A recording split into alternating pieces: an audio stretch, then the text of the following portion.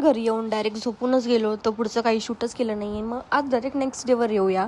So आज आम्ही लोक गेलो होतो डीमार्टला शॉपिंग करण्यासाठी. ईशा ॲक्च्युली आज घरी जाणार होती, पण तिचा मोबाईल खराब झाला, त्यामुळे ती आज थांबली आहे, कारण संध्याकाळी तिचा मोबाईल बनवून भेटणार आहे.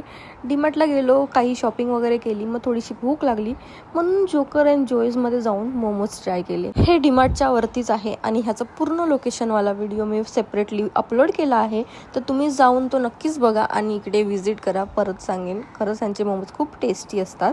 त्यानंतर तिकडचं आवरून आम्ही लोक गोरेगाव वेस्टला गेलो होतो, बिकॉज ईशा आणि दर्शूला काही शॉपिंग करायची होती. दर्शूने आज भरभरून शॉपिंग केली आहे बरं का, आणि ईशानीही मावशी आणि माझ्यासाठी छान छान अशी शॉपिंग केली. त्यानंतर घरी येऊन थोडंसं आराम केला आणि मग आम्ही गेलो होतो मनीषाकडे, बिकॉज आम्हाला एक शूट करायचं होतं. सो त्यासाठी आम्ही तिच्याकडे गेलो होतो. मनीषा मस्त पाणी घेऊन जात होती.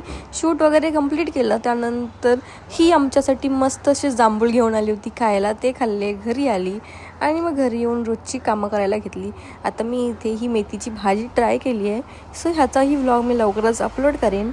जेवण वगैरे झाल्यावरती बहिणींकडनं भांडी घासून घेतली आणि त्यात जी मज्जा आहे ना ती कायच सांगणार.